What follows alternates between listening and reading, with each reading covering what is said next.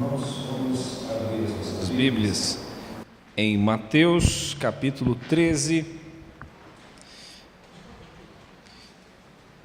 Vamos ler os versos 44, 45 e 46.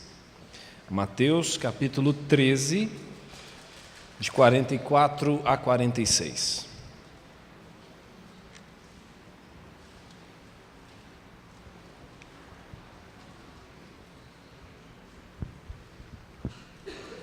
Assim nos diz a palavra de Deus: o reino dos céus é semelhante a um tesouro escondido no campo, que um homem, ao descobri-lo, esconde. Então, movido de gozo, vai e vende tudo quanto tem e compra aquele campo. Outro sim, o reino dos céus é semelhante a um negociante que buscava boas pérolas, e encontrando uma pérola de grande valor, foi, vendeu tudo quanto tinha e a comprou. Até aqui. Vamos orar? Senhor, te damos graças por quem Tu és e tudo o que tens feito. Pedimos a iluminação do Teu Espírito para compreender a Tua palavra e que o Senhor a aplique aos nossos corações, produzindo os frutos que o Senhor já determinou. Usa-me como instrumento em Tuas mãos, para a Tua glória, em nome de Jesus. Amém. Irmãos, quando a gente lê qualquer trecho da Escritura, a gente tem que procurar saber o assunto que estava sendo tratado, o contexto, para não correr o risco de destacar um texto, retirando do seu contexto, e às vezes interpretando equivocadamente, chegando a conclusões inverídicas à luz do texto. Por isso, vamos fazer esse exercício agora. Observe aí os versos anteriores e os versos posteriores, que a gente chamaria aqui de contexto próximo anterior e contexto próximo posterior. Se vocês observarem nos versos anteriores, Jesus explica uma parábola, a parábola do joio, e no final aí da explicação, Jesus faz menção ao fim dos tempos.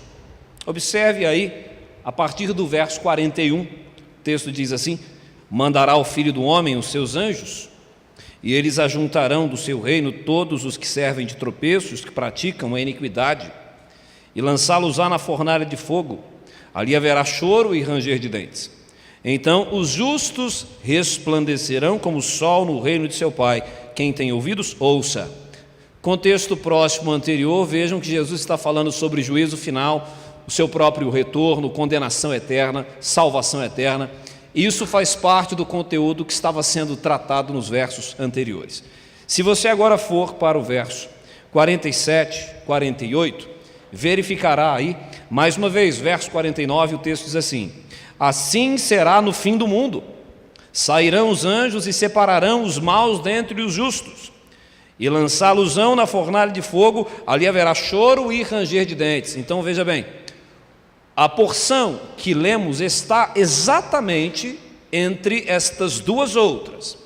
E nestas duas outras porções, pelo que acabamos de perceber, Jesus está tratando aqui do final dos tempos, condenação eterna, salvação eterna. Então, as duas outras parábolas, as que lemos, do tesouro escondido no campo e a pérola de grande valor, elas devem ser lidas à luz deste contexto. Ou seja, a parábola do tesouro escondido tem também algo a ver com a vida futura. Ela tem a ver com a vida presente, mas tem a ver também com a vida futura, com o céu.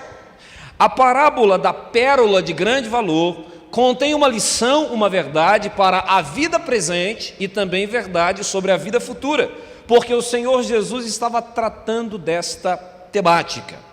A mensagem transmitida pelo Senhor Jesus através destas duas parábolas é uma mensagem clara, direta, profunda, importante, relevante para a nossa época. Como falamos no último domingo, destacando a pessoa de Jesus, sua obra, a centralidade de Cristo, sua superioridade, sua suficiência na nossa vida, nós que temos o Senhor Jesus, então temos um grande tesouro. Ele é uma fonte inesgotável de alegria, de paz, de encorajamento. Ele é a razão da nossa existência, o sentido da nossa vida. Por isso o apóstolo Paulo, entendendo isso, disse: o viver é Cristo, o morrer é lucro, estar com Cristo é infinitamente melhor. Por causa disso também, numa determinada ocasião, quando Jesus pregava, algumas pessoas entenderam que o seu discurso foi duro e começaram a ir embora. E Jesus perguntou também para os discípulos se eles também queriam ir embora. E Pedro respondeu: Senhor, para quem iremos? Só tu tens as palavras de vida eterna, e temos visto e crido que tu és o Santo de Deus.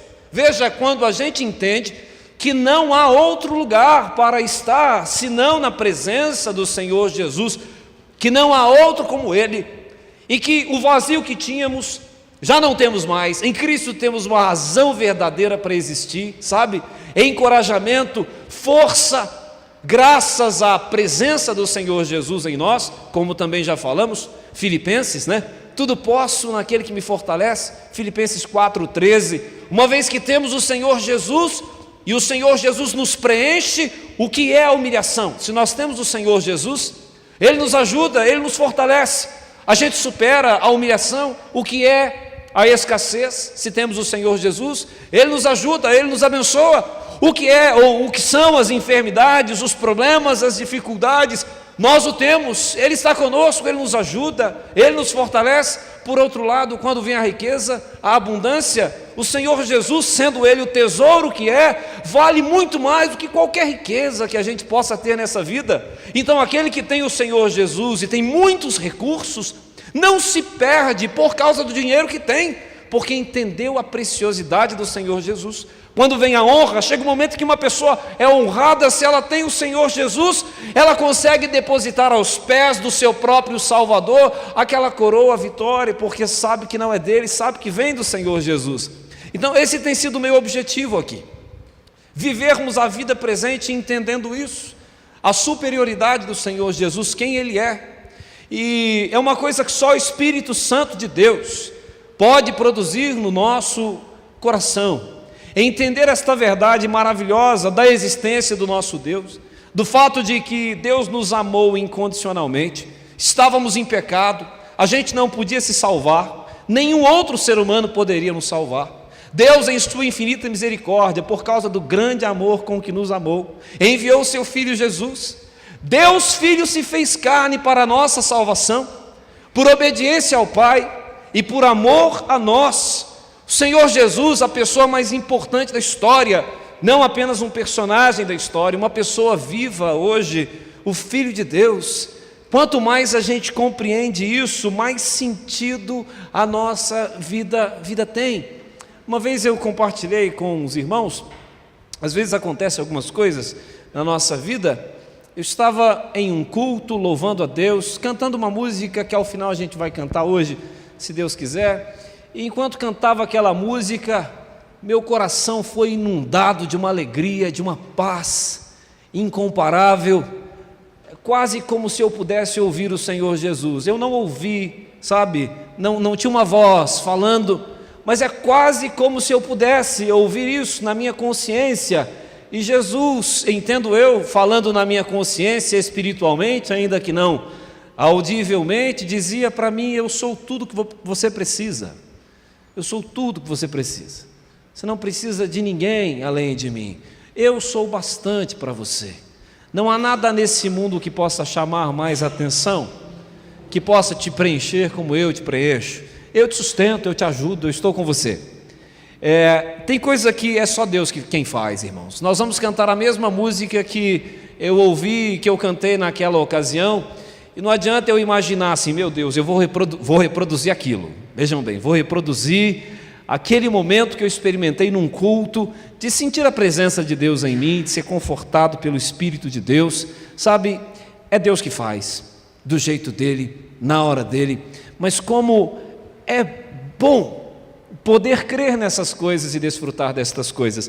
Eu conheço também uma irmã em Cristo, já com seus 70 anos de idade, Um dia a gente foi orar e ela começou a demorar um pouco mais na oração, e quando ela terminou a oração, ela me disse assim: me desculpa, é porque quando eu estou na presença dele e contemplo o seu semblante, é difícil sair de lá, é difícil deixar a presença dele depois que eu entro lá e contemplo quem ele é. Irmãos, a Escritura descreve quem Deus é, os seus atributos: Deus santo, amoroso, grandioso, o Deus que nos ama incondicionalmente. A Bíblia descreve quem é Jesus, e parece que com o passar do tempo a gente vai perdendo a noção da preciosidade, da importância do Senhor Jesus. De fato, estamos reunidos aqui por causa dele. A igreja existe para a glória de Cristo. Tudo que a gente faz é para que o nome de Cristo seja exaltado. A gente espera tudo é dele. O milagre a gente espera é dele. A salvação vem dele. O que a gente quer nessa noite é ouvir o Senhor Jesus. Ele está entre nós. Sabe? Que Deus tenha misericórdia de nós e nos ajude todas as vezes que demos mais valor a qualquer pessoa do que ao próprio Cristo. Sabe? Os ídolos que a gente cria, parece que a gente sempre precisa tocar alguma coisa. O Senhor Jesus parece não ser suficiente para algumas pessoas. Pessoas que procuram aí movimentos, igrejas, à procura de alguma coisa, e parece que Cristo não é o suficiente. O Evangelho parece sempre precisar de um complemento, porque as pessoas ainda não entenderam o que Cristo quis dizer nestas duas parábolas. Veja que Jesus aqui está dizendo claramente que o reino dos céus, se pode entender aqui, o reino dos céus é uma expressão que vai incluir o seguinte: o governo de Deus sobre a sua vida, agora e no futuro. Claro que o governo de Deus sobre tudo, sobre o universo, também sobre a sua vida, o senhorio de Cristo sobre a nossa vida hoje, e o senhorio de Cristo também na nossa vida no futuro. Reino dos céus aqui então é uma expressão abrangente, inclui toda a nossa vida cristã, todo o projeto salvífico de Deus, mas inclui também aqui o próprio Senhor Jesus. Está nessa expressão aqui, o reino dos céus. Então esse reino dos céus, que é ter Deus agora e tê-lo também eternamente, ser de Deus, ser dominado por Ele, ter um relacionamento com Ele, viver, andar com Cristo, isso não tem preço, isso vale mais que tudo na vida. As pessoas deveriam estar dispostas a trocarem qualquer coisa nessa vida por causa do reino dos céus. Ele vale mais que qualquer riqueza, que qualquer coisa que possa ser descrita na presente época. Ser de Deus é uma coisa incomparável. E aí Jesus então conta a parábola desse tesouro escondido. E aqui um detalhe: Jesus sempre usava histórias do conhecimento das pessoas. Ele falava a língua das pessoas. Então quando Cristo conta essa história, é porque isso fazia parte da realidade das pessoas. Naquela época eles não tinham a facilidade que hoje se tem. Se você tem muito dinheiro, tem uma coisa de valor e quer proteger isso dos ladrões, você hoje tem alguns caminhos. Naquela época não, para proteger do ladrão, a pessoa às vezes cavava um buraco e enterrava aquilo que ela tinha de valor. Só que o que acontecia às vezes era, e até curioso, quando eu leio esse texto eu penso no que a minha mãe fazia. A minha mãe às vezes ela comprava alguma coisa e escondia dentro de casa para a gente não comer, e depois ela mesma não achava. Sua mãe já fez isso? A menos que era muito abastado, mas lá em casa, tinha 5 meninos, comprava um negócio e não escondesse, acabava em 5 minutos. Aí de vez em quando, meses depois, achava aquilo estragado. Eu falava: tá vendo? Tá vendo? Deus castiga, foi esconder para a gente não comer, antes a gente tivesse comido aquilo, né? É o mesmo caso desse texto, só que em relação a coisa de muito maior valor. Alguém escondeu, guardou, ninguém vai me furtar, só que aí morreu, não falou para ninguém onde estava, nem para a família.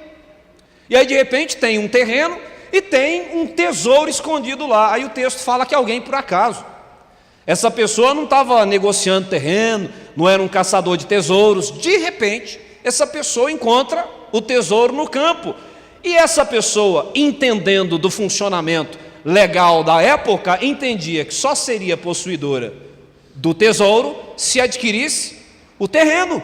o que essa pessoa faz? Com alegria, veja a ênfase, com alegria ela vai, vende tudo que tem e adquire o campo por causa do tesouro. Agora ela é detentora, possuidora legítima de uma grande propriedade, algo que ela, ao encontrar, soube de imediato que valia mais do que tudo aquilo que ela possuía. Então veja bem, ela não se despreendeu do que tinha com algum pesar, não, essa pessoa estava resoluta, convicta, sabia que havia encontrado uma riqueza incomparável, alegremente abre mão daquilo que possuía, porque o tesouro escondido no campo valia mais do que qualquer coisa nessa vida. Veja que existe uma ênfase no texto em abrir mão dos bens alegremente para ter um tesouro superior. O tesouro superior, o reino dos céus, ser de Deus, estar com Cristo. O tesouro escondido no campo, o nosso próprio Salvador. Ter Deus nessa vida e ter Deus conosco também na vida eterna. Isso vale mais do que qualquer coisa nessa vida. Por isso é verdadeira a declaração segundo a qual se afirma que feliz é a casa que tem o Senhor Jesus. Feliz é aquele que pertence ao Senhor Jesus. Felicidade incomparável é aquele que tem o Senhor Jesus. Há outras coisas na vida que trazem alegria e felicidade, mas elas são transitórias. Existe uma felicidade incomparável que jamais perecerá e nos acompanhará por toda a eternidade. E é aquela que decorre da salvação que a gente tem em Cristo Jesus. Veja que este texto, ou aquilo que temos dito aqui na nossa igreja, também é afirmado por este texto. Devemos, irmãos, ter esta percepção do valor do reino de Deus, da pessoa e da obra do Senhor Jesus, e da existência das coisas materiais, dos bens e do nosso apego a estas coisas. Veja bem, o que esse texto está dizendo não faz sentido que você tenha encontrado um tesouro muito superior e insista em ter as coisas que você tem e mantê-las com você. Faz todo sentido que você abra mão de coisas inferiores para ter aquilo que é superior, aquilo que é melhor. O que Jesus está dizendo é: estar comigo, me ter, ser de Deus, se tornar um herdeiro da vida eterna. Você deve estar disposto, se necessário for, a abrir mão de qualquer coisa para ter isso. Veja bem, eu tenho insistido nisso, e pensando na aplicação desta verdade na nossa época, não significa necessariamente que você tenha que sair por aí vendendo as coisas que tem, dando o seu dinheiro para os pobres, sabe? Vou vender tudo, acabar com tudo. Se eu tenho 2 peças de roupa, 3 eu vou dividir, que obrigatoriamente eu tenho que fazer isso. Se for necessário, se for da vontade de Deus, se de fato for o contexto, a gente tem que estar disposto a repartir, a ajudar, a partilhar, mas acredito que a aplicação para o nosso contexto muito embora tendo coisas, não permitir que estas coisas nos escravizem e assumam um lugar de centralidade na nossa vida. Este é o ponto. Como viver neste mundo, tendo ou não tendo coisas, mas satisfeito em ter o Senhor Jesus. Uma canção aí relativamente antiga, que se canta na igreja, diz assim: satisfação é ter a Cristo. Satisfação é ter a Cristo. Digo isso porque domingo passado a gente falou muito sobre contentamento, satisfação, essa questão de termos quietude, paz, alegria, diante do estado de coisas que estamos vivenciando, satisfeitos com Cristo. Nós o temos, e se nós o temos, devemos estar em paz, alegres, ainda que chorando por causa de alguma situação, lutando para tentar vencer alguma dificuldade, mas se nós temos o Senhor Jesus, nós estamos em paz. Então este texto, veja que a história que Jesus conta é uma história conhecida, o texto é claro, a mensagem é muito clara. Alguém alegremente abre mão de tudo para ter o campo por causa do tesouro escondido. Cristo vale mais do que ouro e bens, Cristo é melhor do que tudo o que você e eu tenhamos ou possamos ter um dia, que Deus nos ajude a entender isso, irmãos. É uma obra do Espírito Santo na nossa vida, cotidianamente, de você acordar feliz da vida, porque Deus enviou o próprio Filho para morrer no seu lugar e no meu lugar. E o interessante aqui da diferença das duas parábolas, a primeira já descrevi, a segunda é uma história semelhante, o princípio é o mesmo, um negociador de pérolas que encontra uma pérola de um valor incomparável, uma pérola de grande valor, ele abre mão daquilo que tem, ele vende o que tem para comprar aquela pérola. Veja que as duas parábolas estão ensinando a mesma verdade. O tesouro escondido no campo e a pérola de grande valor é o reino dos céus.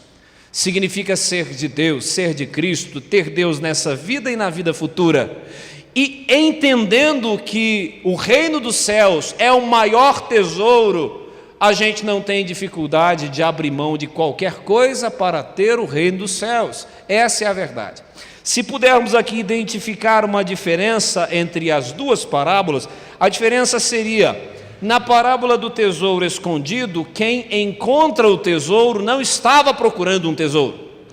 Este encontrar o tesouro escondido no campo é acidentalmente, alguém encontra o tesouro. Já na parábola da pérola de grande valor, este que encontra a pérola já era alguém que estava à procura de uma pérola valiosa. Certamente não sabia ele que existia uma pérola tão valiosa como aquela que ele encontrou, mas era alguém que já estava à procura e acaba encontrando. Podemos aplicar estas parábolas a este contexto de salvação, quando o pecador encontra o tesouro, né? Veja que este texto pode ser usado assim também. O pecador que encontra o tesouro escondido no campo, o pecador que encontra a pérola de grande valor. Aplicado aqui a este contexto de salvação do pecador, teríamos aqui duas situações. Alguém que não está necessariamente a essa altura procurando encontrar este tesouro, procurando o reino dos céus, está por aí, andando, e no meio do caminho, ele encontra um tesouro incomparável, encontra o Senhor Jesus. No outro contexto, nós teríamos alguém que já está à procura de alguma coisa, que tenha um valor e ainda não encontrou, e finalmente nessa busca, nessa procura, acaba encontrando esta pérola de grande valor. Nos dois casos, considerando a nossa teologia, quem conduz o processo é Deus. Se o pecador encontra o tesouro, na verdade foi porque Deus o levou a encontrar, porque a salvação pertence de Deus, e é Deus quem vai até o pecador, porque o pecador, como a gente sabe, está morto em seus delitos e pecados, e o morto só sabe fazer aquilo que lhe é próprio, enfim, continuar morto, ele não consegue fazer nada, não consegue caminhar na direção de Deus, dizer sim ou não, a menos que Deus infunda vida nele. Então, na salvação, o primeiro passo é sempre de Deus, porque o pecador está morto. Deus age no pecador, infundindo vida nele. Aí este que está morto em seus delitos e pecados ressuscita e agora consegue caminhar na direção de Deus. E este caminhar na direção de Deus a gente chama de conversão. E a gente passa durante a vida cristã por várias conversões. Conversão significa mudança de mente, mudança de comportamento. Então, todas as vezes que um crente erra, confessa, se arrepende e volta, ele está passando por esse processo de conversão, processo esse necessário na minha vida, na sua vida, processo esse que faz parte da santificação, e todos estamos no mesmo barco. Mas entender esta verdade, irmão, é uma coisa que só o Espírito Santo de Deus pode fazer na nossa vida. Quando a gente finalmente entende quem o Senhor Jesus é. Aí, para encerrar a palavra para vocês nessa noite, que é o que o Senhor colocou em mim, na minha mente, no meu coração, para dizer a vocês, é assim: você está com uma grande dificuldade, e ora a Deus para que Deus traga, resolva, haja. Se Deus agir, irmão, louvado seja o nome de Deus. Se Ele não fizer, Ele já me deu seu filho. Eu já tenho o melhor, eu já tenho o Senhor Jesus, sabe os milagres que a gente quer? Se eles vierem, louvado seja Deus. Se não vier, que grande milagre Deus já realizou na nossa vida, o Senhor Jesus. eu fiquei pensando nesta palavra, aplicando-a a esse contexto de lutas e tribulações.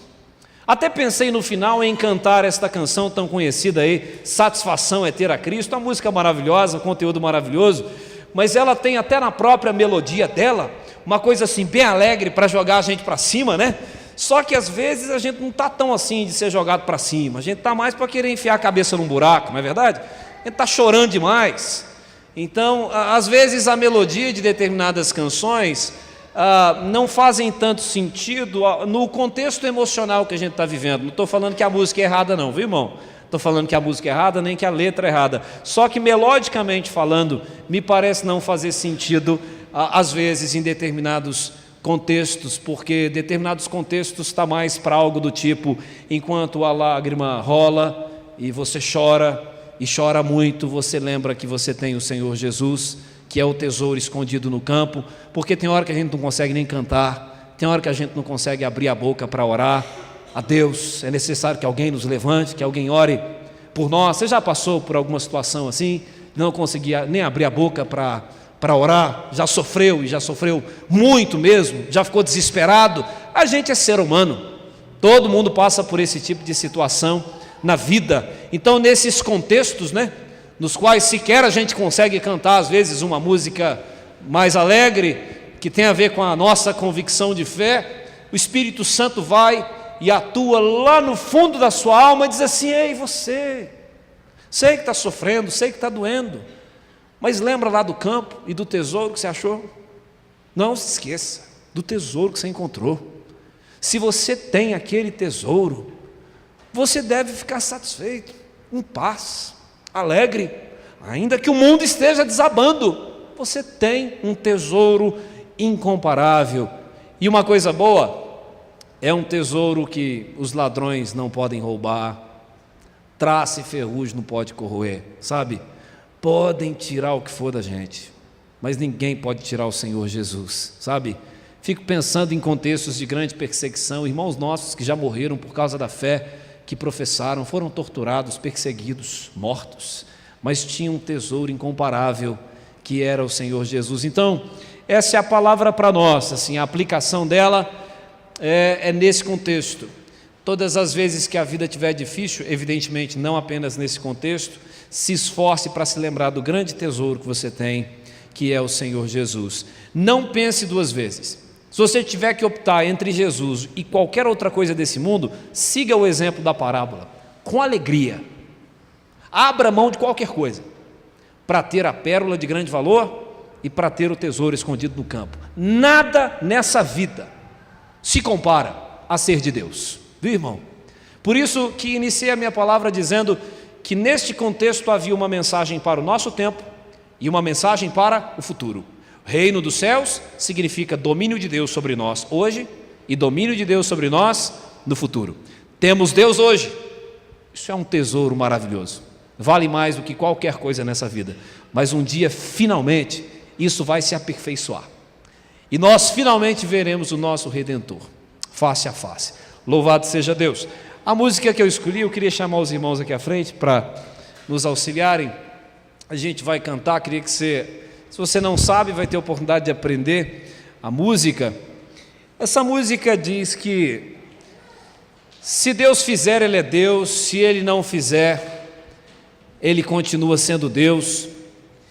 E eu te digo que a gente canta isso quando a gente consegue entender de fato quem é Deus e quem Jesus é. Que é assim, eu oro, se Deus me responde, Ele é Deus, eu continuo feliz na presença de Deus, porque eu já recebi o Senhor, sabe? Se Ele atende a minha oração, eu o exalto. Mas e se Deus diz não? Deus já disse não para você? Deus já disse sim? Você orou e Deus disse sim. Maravilha. Você orou e Deus disse não. Como a gente fica quando Deus diz não? Se a gente tem o Senhor Jesus, a gente fica satisfeito, sabe? Senhor, por mais difícil que seja, eu te louvo, porque o Senhor me deu o seu Filho, e Ele é o bastante.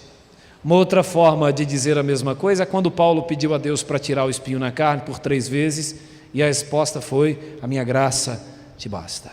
Porque Deus estava dizendo assim: olha, eu já te dei o bastante.